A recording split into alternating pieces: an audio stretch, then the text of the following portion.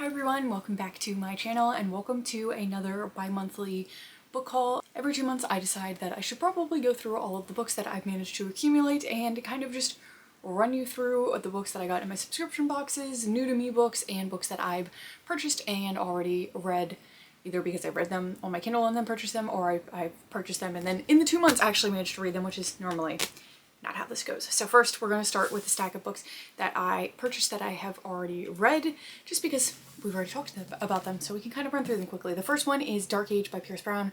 This is the 5th book in the Red Rising saga, which is like a sci-fi dystopian world story. Fantastic. Love it with all my heart series. So yeah, I had to get this one. I've been listening to the audiobooks for those, but like buying the physical copies that accompany them, obviously, because at some point I'm going to want to do a reread, but I love the audiobooks for those. Then I have Lady of Shadows. This is the second book in the Lady of Darkness series. This is available on Kindle, but I'm loving this series, so of course I want the actual physical copies, and these are the indie copies, which I really, really like. After that, we have A Stage Set for Villains. This was a book club pick for, I believe, May, and I absolutely adored this. Such a unique concept where there's these players in this playhouse that it has sort of mythical qualities to it. They think that the players are either gods or have powers from gods, and the whole storyline in this is just absolutely wild. The way that it has some commentary on the way we interact with art and the way we let it consume us, and different just the direction the story took is fantastic, and I loved it so much. Then after that we have Fragile Sanctuary. This is the beginning of a interconnected romance series by Catherine Cowles. Everybody has always raved about her books, and I finally picked one up on Kindle and really enjoyed it, so I decided to get the physical copy. These are also stunning, so like I wanted these on my shelf, and by these I mean this, but at some point I'm going to get the rest of the series as I work my way through it. There's also like a little bit of a suspense element to her stories as well, which I enjoy because it just, you know, adds another layer other than just cutesy romance. Then I picked up Wayward by Amelia Hart. I read this 2 years ago at this point, maybe 2 years ago, I can't remember. Never had the physical copy, but really wanted it. It was on my list to buy and I just hadn't. This is more of like a gothic fiction following 3 different women that all sort of have this connection to different powers, witchcraft, what have you, and they are also persecuted in different ways. I actually really want to reread this for fall because I enjoyed it that much.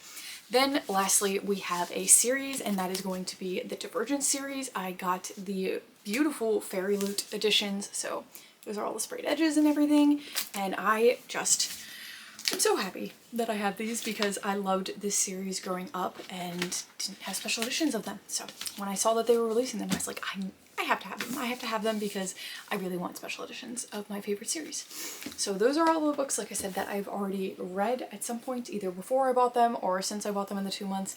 Now we have the stack of books that I haven't read yet, and this is always the highest stack, and that's just probably always going to be the case. First up, we have a series. I got the Ember in the Ashes Quartet because I love these covers. These are the UK covers, like the old ones. It's really hard to find these. So it's Ember in the Ashes, A Torch Against the Night, Reaper at the Gates, and A Sky Beyond the Storm. This is a YA fantasy series that I actually really don't know too much about, but I've heard people raving about it, and like I said, I really wanted these covers, so when I saw that somebody was selling them on Mercari as an entire series, I was like, you know what, I'm probably going to struggle to piecemeal these together, so we're just getting the entire series in one shot, and that's just how we're gonna have to do this. So I'll read the description for the first one in case you're curious. It says, an orphan fighting for her freedom, a soldier searching for his freedom, a story burning to be told.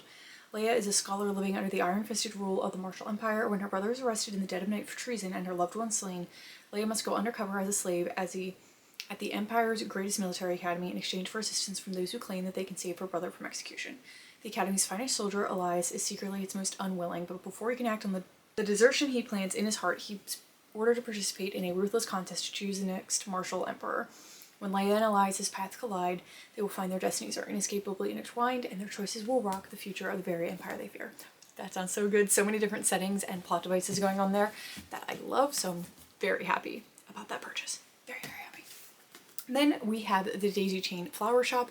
This is part of the the Pumpkin Spice Cafe series. That was kind of like the first book that was released. Everybody was obsessed with it.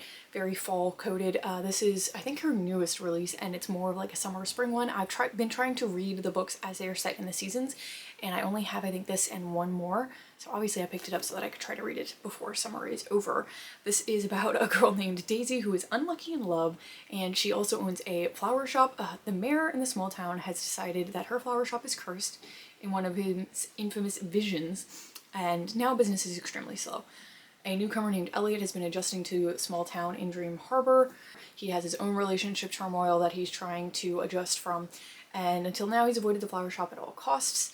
Because he doesn't need any more bad luck in his life. When he finds himself walking through the door of the daisy chain flower shop, he doesn't expect it to be a life-changing moment, but as the petals blossom in the sunlight, like the unluckiest woman in Dream Harbor finally find that love comes when you're least expecting it. These are just cutesy, fluffy, good romance times. There's not a lot of plot to these, but they make you smile, and sometimes that's just what you want when you're reading, especially in a summer romance book. Speaking of summer romance, I also picked up It's a Love Story by Annabelle Monaghan? I never know how to pronounce this last name. I read Norgo's Off Script last year and really enjoyed it. Lots of very just simplistic, thought-provoking takes on life, and it's just a very stripped down story that you get really sucked into. I loved the characters in that first one, so I've been wanting to read her other books, and I figured we'd start at the beginning of her backlist. This is following a woman named Jane, and she's known as Poor Jane Jacks. When she was a kid, she's now trying to be taken seriously as a Hollywood studio executive by embracing a new mantra, fake it till you make it, except she may have faked it too far, desperate to get her first project greenlit and riled up by a pompous cinematographer and one-time crush, Dan Finnegan. She claimed that she could get mega pop star Jack Quinlan to write a song for the movie. Jack may have been her first kiss and greatest source of shame, but she hasn't spoken to him in 20 years. Now Jane must turn to the last man she'd ever want to owe, Dane Finnegan, because Jack is playing a festival in Dane's hometown and Dane has an in. A week in close quarters with Dane as she faces down her past is Jane's idea of hell, but he just might surprise her. While covering up her lie, can they find something true? So that sounds actually okay. I thought that we were going to have one love interest, and then it changed gears in that last paragraph, so now I'm not really sure, but I'm just excited to read hers. They are very summer coded normally, so hopefully going to read that soon as well. Then I picked up Arcana Academy. I have just been eyeing this for a long time, and when I was out on vacation in Florida, it just finally felt like the right time to buy it. Sometimes you know you really want a book, but you look at it and you go, it's just not your time yet, and I don't know how to explain that, but the girlies that get it. I also really just wanted the paperback, and I finally found it. So this is following a young girl named Clara, who has survived the underworld of Eclipse City through thievery, luck, and a whole lot of illegal magic. After her job gone awry, Claire is sentenced to a lifetime in prison for inking tarot cards, which is a rare power reserved for practitioners at the elite Arcana Academy. But when it seems her luck has run dry, the Academy's enigmatic headmaster, Prince Callias, offers her an escape. Callias believes that Clara is the perfect tool to help him steal a tarot card from the king and use it to recreate an all-powerful card lost to time. In order to conceal her identity and keep her close, Callias brings Clara to the Arcana Academy, introducing her as the newest first-year student and his bride-to-be.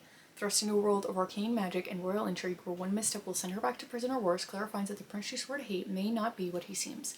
So, again, lots of different plot devices going on here that I love.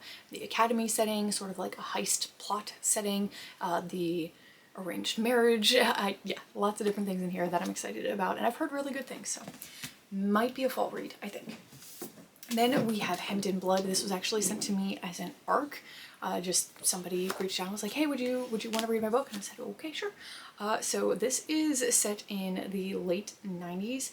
Following a girl who has spent 22 years trying to protect herself and her mother from her father's violent tendencies. However, she ends up murdered, and all of her dreams of living a normal life are washed away like blood down the drain. So it follows her, who was murdered, and it also follows Atticus, an agent on her case, who ends up witnessing her coming back to life as a modern-day vampire known as an Eater, and he is now tasked with hunting her down and disposing of her. However, as he's trying to take her home, all of these different obstacles arise. She keeps trying to leave because she's trying to help her mother, and it just sounds like it's going to be interesting because of the unique take on vampires, or at least it sounds like there's going to be a unique take on vampires. I don't know. That's definitely a fall read as well. Then we have another series that I purchased all in one go, and that is the Avalon Tower series, because I was trying to find these indie copies, and it was really hard, and I finally found some resellers that were selling the series. So we have Avalon Tower, Veil of Dreams, and Lady of the Lake. I've been told or heard that this is like a Prince Arthur, Merlin inspired fantasy series, and also an academy setting, I believe. Yeah, so she finds out that she has magic powers, needed to fight a Fae Academy, so she's whisked off to this world that she didn't know existed to go to an academy training to fight this Fae king, an elite spy academy set in a castle, but it's in the Gothic halls of Camelot, so of course you have that inspiration. I don't actually know if it's set in the same time as Merlin and Arthur, or if there's just that inspiration in there, but it sounded so fun and so unique, and a lot of people really recommend this as like one of the top indie fantasy series to read, and I've been trying to read more indie books, so very excited for that one. Repeat it with me, there's a theme going on here. Next up we have, I think, my first dark romance in this series, and that is Insatiable by Lee Rivers. I just recently picked this up. This is actually an indie book as well. This is the first book in a trilogy. It's the Edge of Darkness trilogy. I actually really don't know much about this one, like plot-wise. I know that everybody recommends it as like one of the top dark romance books, top dark romance series. The bookseller loves this book at the indie bookstore that I went to, so I was like, you know what? I've been curious about it.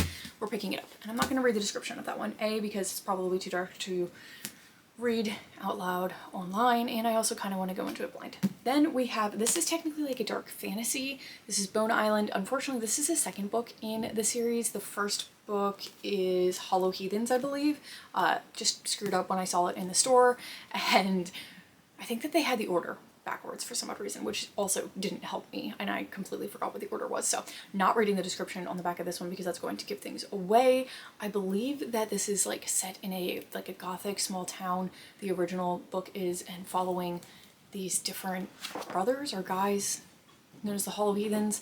I kind of forget. It's been a while since I've read the plotline for that one, but I have really wanted to read it sometime in the fall, so at some point we'll pick up the first one and then finally read these. Then we have a stack of ARCs that I was sent. I won this giveaway set by one of the book conventions out in California, so they sent me a ton of ARCs that I really don't know anything about. So we have The False Vow, which I think is a YA fantasy. This says it's a sequel to The Weaver Bride, so I'm gonna have to get the first book at some point.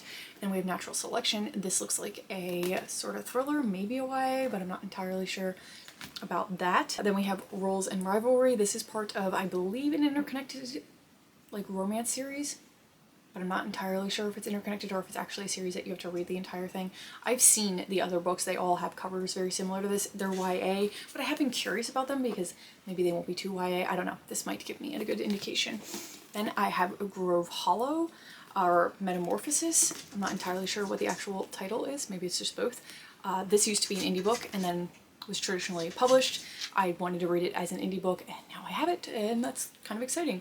Then lastly, we have The Gods Will Sing Our Songs. This also looks like it could be YA, if I had to guess, and then obviously a fantasy based on the cover, but it says that it's a myth-threaded World War II epic for fans of Divine Rivals, so maybe like a historical fantasy, which I don't read a ton of, but I do enjoy when I read them. So those are all of the books that I purchased for myself that I don't know anything about. Then my last pile is going to be my subscription box pile. I do or have been getting the Illumicrate, the Fairy Loot, and the Mystic Book Box subscriptions. I've actually recently canceled my Illumicrate one and will likely be following up by canceling my Fairy Loot one sometime soon. I had canceled it and then took it back because they announced that they were releasing special editions of the Daughter of No Worlds series, and I really wanted that one, so we're gonna wait at least until after that is released. That way I still have like my early access for it and stuff.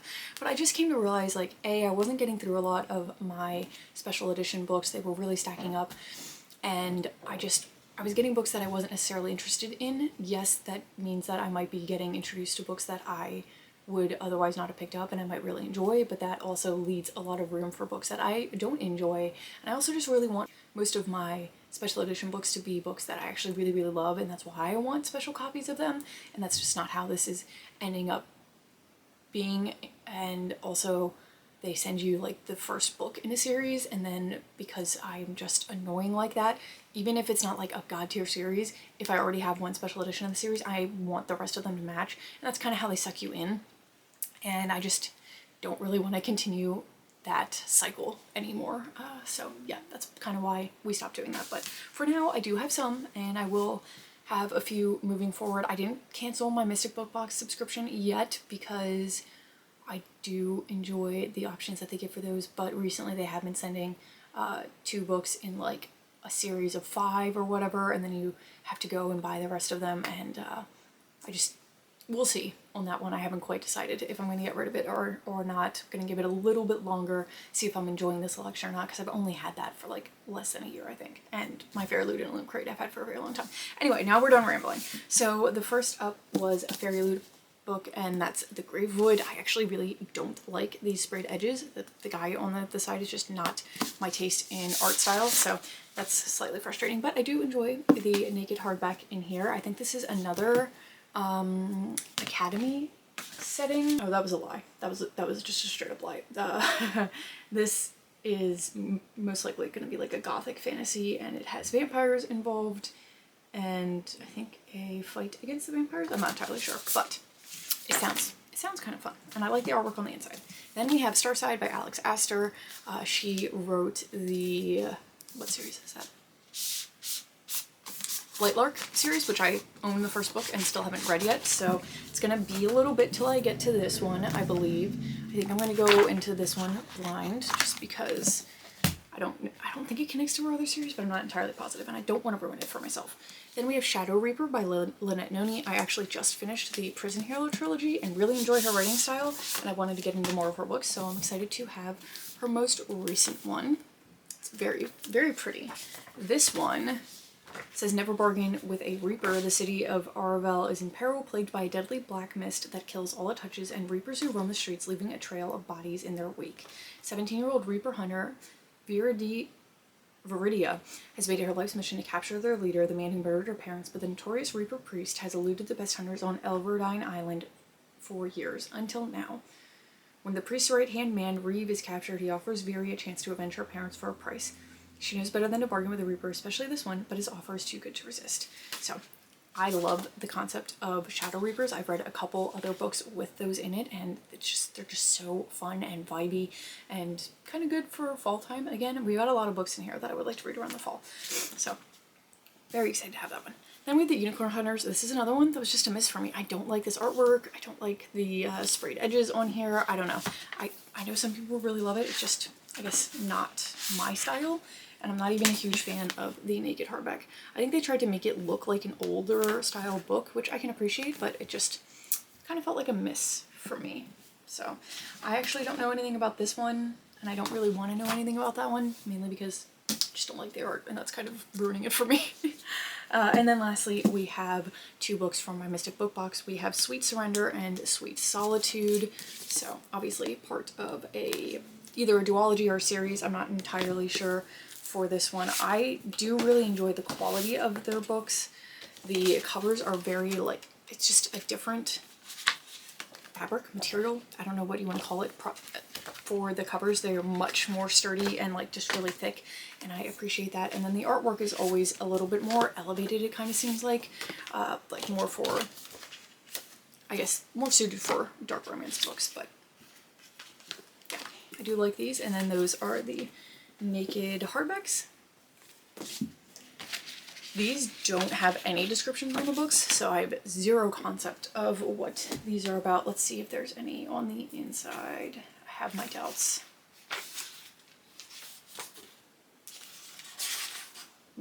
No description on the inside either, so yeah, zero concept of what these are about. But those are all of the books that I purchased in May and June. There were a lot in this one because I tend to buy a lot around my birthday, and then I get sent some for my birthday, stuff like that. So that's why there's so many here. There ended up being 33,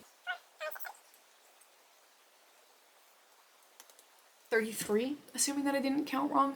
But again, some of these I've already read, so makes it a little bit better. Anyway, that is all that I have for this video. Thank you so much for watching, and I will see you in another one very soon. Bye.